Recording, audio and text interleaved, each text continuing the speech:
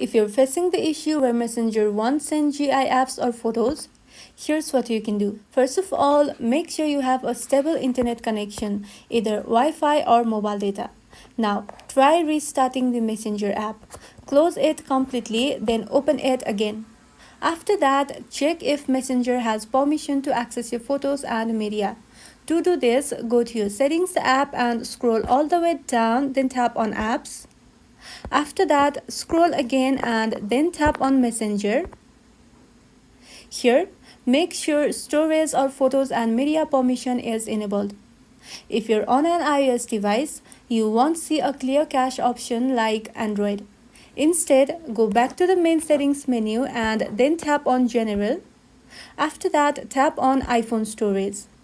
Now, scroll down and find Messenger. After that, tap on Offload app. This clears the cache but keeps your data. After offloading, reinstall the Messenger app and open it, then log into your account.